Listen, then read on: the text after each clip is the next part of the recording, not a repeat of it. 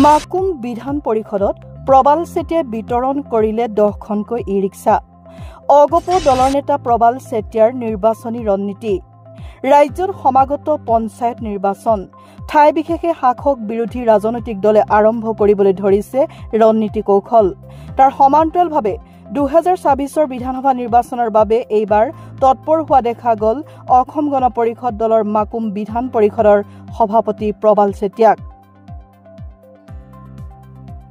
অসম গণ পৰিষদ দলৰ মাকুম বিধান পৰিষদৰ আৰ্থিকভাৱে দুৰ্বল নিম্ন পৰ্যায়ত থকা দলটোৰ হৈ কৰ্ম কৰি থকা মাকুম বিধান পৰিষদৰ অন্তৰ্গত 5টা পঞ্চায়তৰ সভাপতি সম্পাদকসকললৈ প্ৰবাল চেতিয়াৰ ব্যক্তিগত ধনেৰে বিতৰণ কৰিলে 10খনকৈ ই-ৰিক্সা।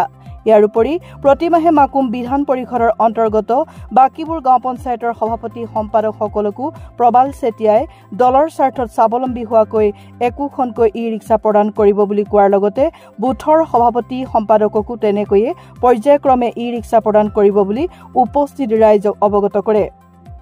আজিৰ ই-ৰিক্সা প্ৰদানৰ শুভাৰম্ভ কৰে অসম গণ পৰিষদৰ কেন্দ্ৰীয় সমিতিৰ সাধাৰণ সম্পাদক জ্যোতিমণি মৰাণে। নৱগঠিত 85 নং মাকুম বিধানসভা সমষ্টিটো অগপ দললৈ দখল কৰিবলৈ প্ৰবাল চেতিয়াৰ এনেধৰণৰ মহৎ উদ্দেশ্যক অসম গণ পৰিষদ দলৰ ৰাজ্যিক আৰু জিলা পৰ্যায়ৰ বিষয়ববীয়াসকলে শলাগ লোৱা পৰিলক্ষিত হয়।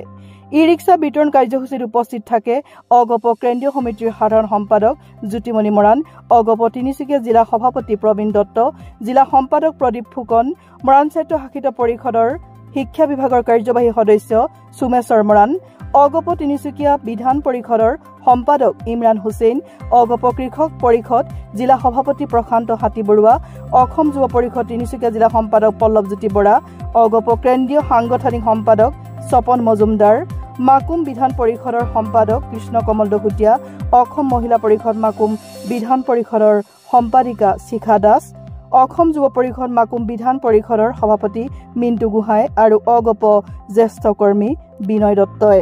কিন্তু বিশেষ দিন মই এটা পৰিকল্পনা যুগুত কৰি উলিয়াইছিলোঁ। সেই পৰিকল্পনাৰ মতে মই পূৰ্ণ সহযোগিতা পাইছোঁ।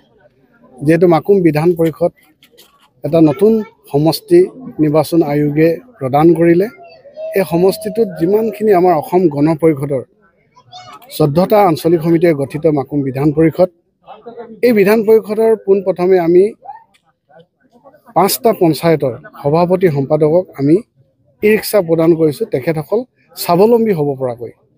গতিকে এই স্বাৱলম্বী হ'ব পৰাকৈ তেখেতসকলে যাতে প্ৰথম প্ৰতিশ্ৰুতি হ'ল যিসকলে দলৰ প্ৰতি আকৰ্ষিত হ'ব তেখেতসকলকে আমি প্ৰদান কৰিম। অসম গণ পৰিষদৰ দলৰ স্বাৰ্থত আমি প্ৰদান কৰিছোঁ। আৰু তেখেতসকলে মই জানো যিসকল আমাৰ অসম গণ পৰিষদৰ বিশেষ কৰ্মকৰ্তা আছে, আজিৰ দিনত একোৱেই পোৱা নাই, তথাপি দল ধৰি ৰাখিছে। গতিকে মই কিবা এটা দিব পাৰিছোঁ বুলি নাই, আমি বাকীবোৰ সমষ্টিবোৰ আপোনালোকে চাওক, এটা জাতীয়তা ধাৰা চিন্তাধাৰা মন আছে, জাতীয়তা ভাৱধাৰা চিন্তাধাৰা এটা মন আছে, জাতীয়তা বোধৰ একোজন ব্যক্তি। গতিকে তেখেতসকলে সৰ্বভাৰতীয় দল হওক বিভিন্ন দলত তেখেতসকলে আকৰ্ষিত কেতিয়াও হোৱা নাই, গতিকে আঁচনিৰ প্ৰতি আকৰ্ষিত হোৱা নাই। তেখেতসকলে আমাৰ যিখন পতাকা ধৰি ৰাখিছে, আমি বিভিন্ন যেতিয়া অঞ্চলত যাওঁ অসম গণ পৰিষদৰ যিখন কৰ্মকৰ্তা থাকে একো নোপোৱাকৈ তেখেতসকলে দল ধৰি ৰাখিছে। গতিকে এইসকলক সামান্যভাৱে সকাহ পাব পৰাকৈ এটা মই ব্যক্তিগত আঁচনি প্ৰস্তুত কৰি উলিয়াইছোঁ। আৰু মই ৰাজহুৱাভাৱে মই কৈছোঁ এই 10খন ৰিক্সা দিয়াৰ পিছত প্ৰতি মাহে এখন এখনকৈ মই প্ৰদান কৰিম। এই যাত্ৰা প্ৰায় মই ভাবিছোঁ যে প্ৰত্যেকটো পঞ্চায়ততে 22খনকৈ ৰিক্সা প্ৰদান কৰিম। তাৰপিছত আমি উইংছসমূহক দিম। তেনেকৈ কৈ আমি 8 বছৰত হয়তো আমি কিমান পাৰোঁ নাজানো, কিন্তু আমি দিবলৈ চেষ্টা কৰিম আমাৰ দলৰ কৰ্মকৰ্তাসকলক, যাতে দলৰ স্বাৰ্থত। আৰু আশা কৰিছোঁ আজি যিসকল ইয়াত ই-ৰিক্সা তেখেতসকলে গ্ৰহণ কৰিলে তেখেতসকল আমাৰ অসম গণ পৰিষদৰ একোজন নিষ্ঠাৱান কৰ্মী। তেখেতসকলক কোনোবা সমষ্টি পঞ্চায়তৰ সভাপতি, কোনোবাই সম্পাদক, কোনোবাই বুথ কমিটিৰ সভাপতি। প্ৰথম প্ৰাৰম্ভিক অৱস্থাত আজি মাত্ৰ শুভ আৰম্ভণি।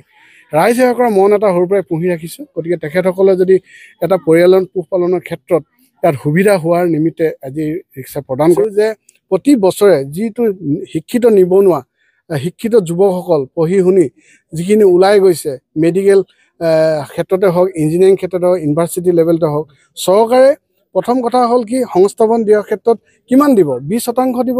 আমি যদি এনেধৰণকে যদি আমি উদ্যোগবোৰ লওঁ যিখিনি ধৰক কিছুমান ধৰক বস্ত্ৰশিল্পৰ ক্ষেত্ৰত যদি আমি এইখিনিক যদি আমি নিয়োগ কৰোঁ, যদি ই ৰিক্সা যোগেদি আমি যিখিনি নিবনুৱা দূৰীকৰণৰ ক্ষেত্ৰত যদি আমি চবেই এনেধৰণে গুৰুত্ব প্ৰদান কৰোঁ, তেতিয়াহ'লে আমি প্ৰগতিশীল অসম গঢ়াৰ ক্ষেত্ৰত আমি কিন্তু কোনোদিনাখন পিছ পৰি নৰম।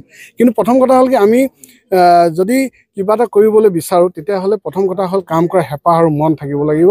মোৰ কিবা এটা কৰা হেঁপাহ এটা আছে, মন আছে, সেই গতিকে মই আজি এনেদৰে আপোনালোকক পাইছোঁ আৰু বিশেষ মই নকওঁ। গতিকে আজি এইটো আমাৰ দলৰ এটা কাৰ্যসূচী অসম গণ পৰিষদৰ, আৰু আহিবলগীয়া দিনকেইটাত আমি এনেদৰে যাত্ৰা আমি সদায় অটুট ৰাখিম।